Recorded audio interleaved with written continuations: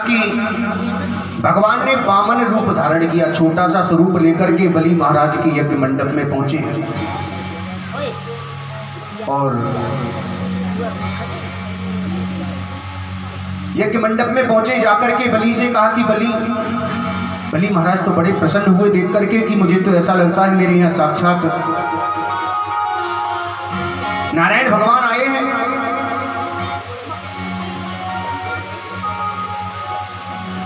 गुरु शुक्राचार्य ने कहा कि ये कोई बामन या त्रिपन नहीं है, ये साक्षात नारायण भगवान आपको छलने के लिए आए हैं।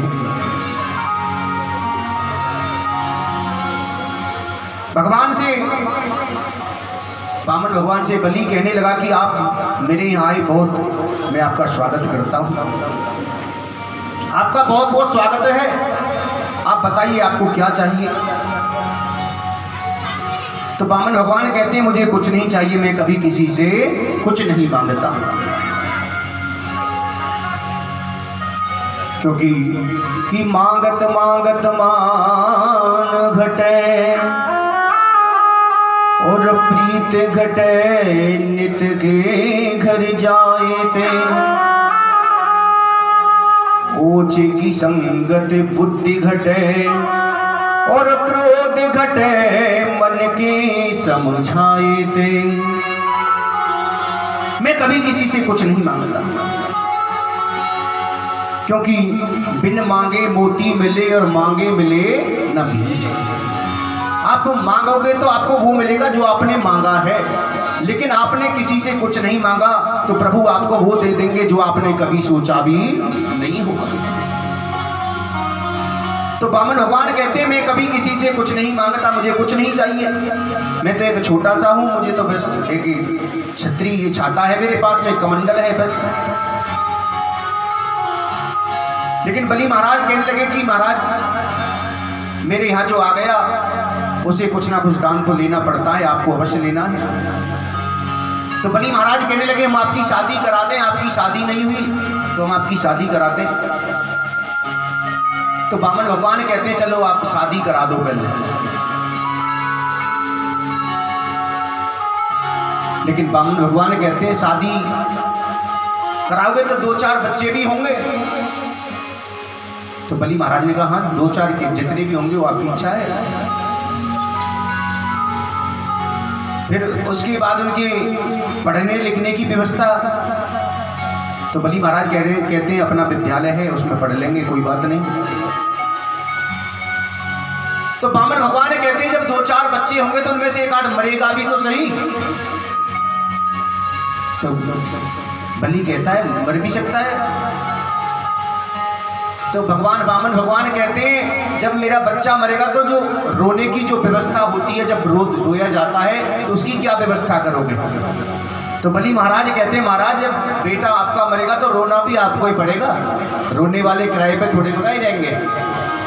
तो वामन भगवान कहते हैं हम ऐसा काम क्यों करें जो हमको रोना पड़े, हम तो अकेले ही ठीक है, हमको कोई शादी वादी नहीं करनी, हमको नहीं करनी शादी। तो बलि सोचता है मैंने इतनी देर में तो मनाया, अब देखो शादी के लिए भी मना कर दिया। लेकिन भगवान कहते हैं हमें कुछ नहीं चाहिए, और बलि महाराज बार बार कह रहे हैं कि आपको कुछ ना कुछ अवश्य लेना पड़ेगा। तो भगवान ने क्या किया कि मेरा अच्छा काम बन गया। भगवान ने कहा चलो ऐसा करते हैं कि आपको भी दुख ना हो और मुझे भी दुख ना हो, क्योंकि आपका नियम है आपके यहाँ जो आता है उसे दान लेना पड़ता है, और मेरा नियम है मैं कभी किसी से कुछ नहीं लेता। तो भगवान ने कहा ऐसा करो 3 पग भूमि आप देने का मुझे संकल्प दो। और बलि ने जैसे ही सुना 3 पग भूमि, अरे आप रहे बामन के बामन, आप पे मांगना भी नहीं आता 3 पग भूमि, मेरे जैसे राजा बलि के यहाँ आकर के 3 पग भूमि मांगते हो। लेकिन भगवान कहते हैं हम संकल्प करके 3 पग भूमि लेंगे, ना 3.25 लेंगे ना 3.25 लेंगे, फिक्स 3 लेंगे। तो बलि महाराज ने कहा कि नहीं आपको जहां से अच्छा लगे नाप लो। तो भगवान कहते हैं नहीं, पहले संकल्प करो, बिना संकल्प के यहाँ काम नहीं होता है। क्योंकि जिस चीज का संकल्प हो जाता है वो चीज फिर देनी ही पड़ती है। अब शुक्राचार्य जी ने सोचा कि इसमें कुछ ना कुछ गड़बड़ मुझे लगती है, क्योंकि ब्राह्मण का बालक यदि संकल्प के लिए इतनी देर से हट कर आए तो इसमें कुछ ना कुछ काला है। तो जब हाथ में जल देने के लिए कमंडल से जल लेने लगे, बलि के हाथ में जैसे ही जल देने लगे तो कमंडल की जो नोक थी उसमें जाकर के शुक्राचार्य जी बैठ गए, क्योंकि ना जल गिरेगा ना संकल्प होगा, क्योंकि बिना जल के संकल्प नहीं होता है। ना जल गिरेगा ना संकल्प होगा ना चेला लुटेगा। लेकिन भगवान ने क्या किया, एक तिनका लिया और उस नोक में, उस कमंडल की नोक में जैसे ही डाला तो शुक्राचार्य की एक आंख फूट गई, आंख पधार गई। क्योंकि जो किसी को दान देने से रोकता है वो इस संसार में रहने का अधिकारी नहीं है, उसको बहुत बड़ा पाप लगता है। कई बार पूजा कराते हैं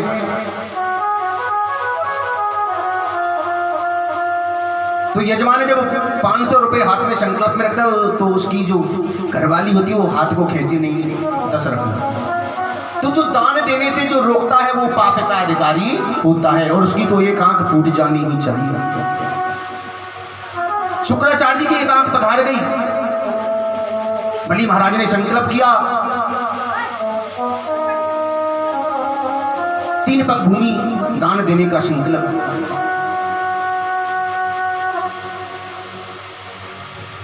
भगवान ने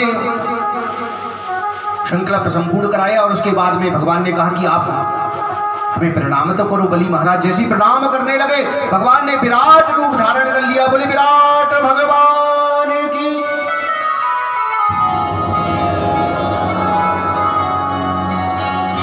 विराट रूप धारण कर लिया भगवान ने, छोटे से, क्योंकि भगवान छोटा भी बनना जानते हैं और बड़ा भी बनना जानते हैं।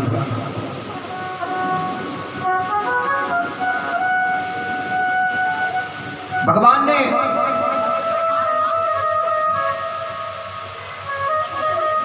दो पैरों में ही सब कुछ नाप लिया। अब तीसरा पैर रखने की बारी आई तो बलि से कहा कि बता मैं तीसरा पैर कहां पे रखूं। तो बलि महाराज ने कहा कि तीसरा पैर आप बताओ, धन बड़ा होता है या धन का मालिक। तो भगवान कहते हैं जो धन का मालिक है धन से 100 गुना बड़ा है, क्योंकि धन तो आने जाने वाली माया है लेकिन धन बना नहीं रहेगा। धन का मालिक यदि बना रहा तो धन तो आता जाता रहेगा। बलि महाराज कहते हैं जब धन का मालिक 100 गुना बड़ा है तो आप तीसरा पैर मेरे सर पे रख दीजिए। विराट भगवान ने अपना तीसरा पैर बलि महाराज के सर पे रखा और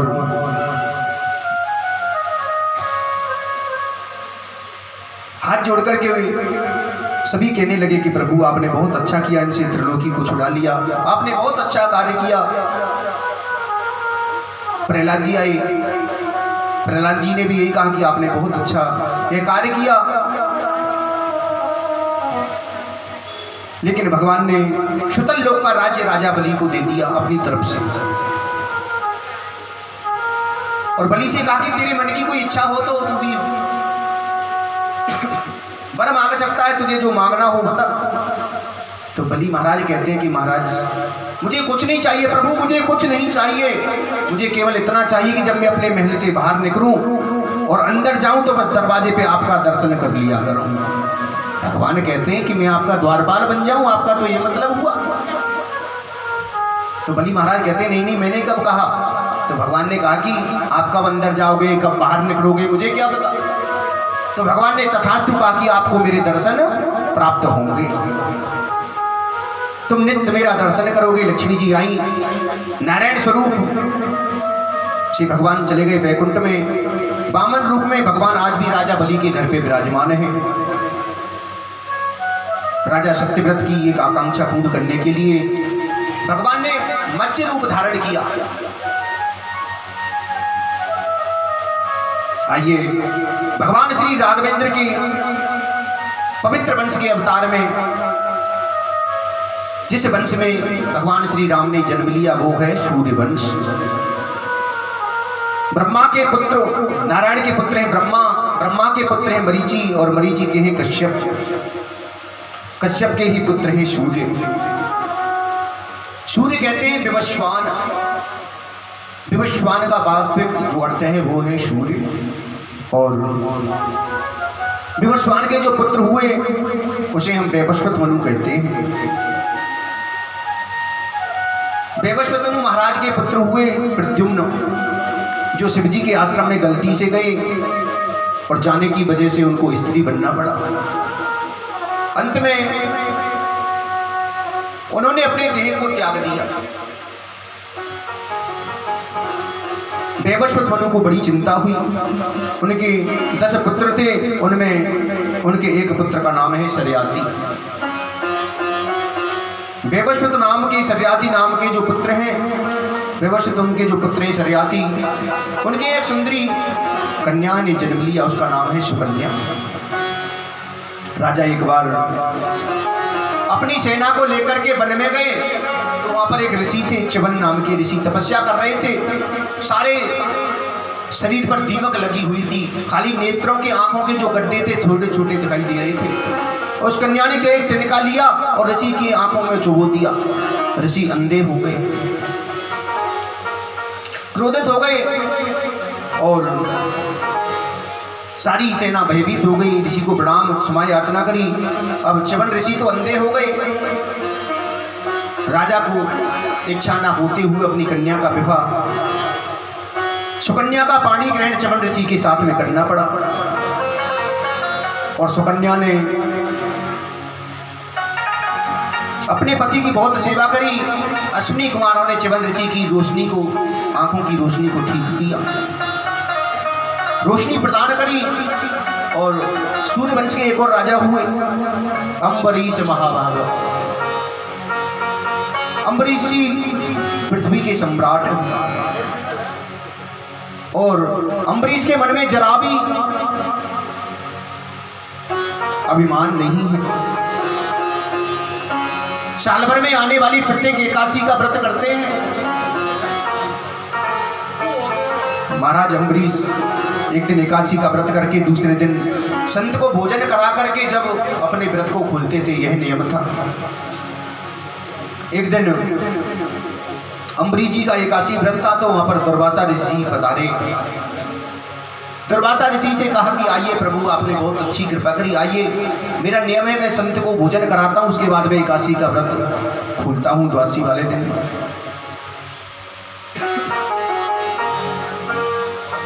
लेकिन दुर्वासा जी कहने लगे कि मैं अभी स्नान करके आता हूं, आप तक भोजन तैयार करिए, मैं स्नान करके अभी आ रहा हूं। इधर दुर्वासा जी चले गए स्नान करने के लिए।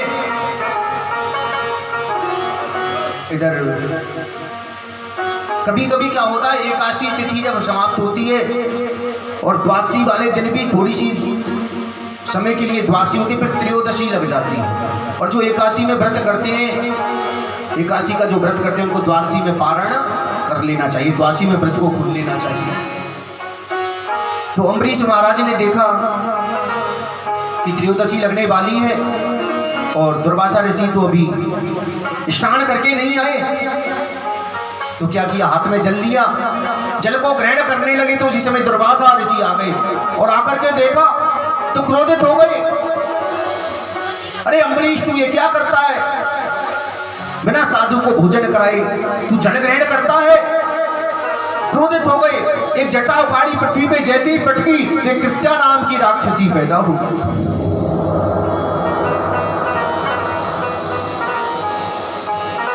और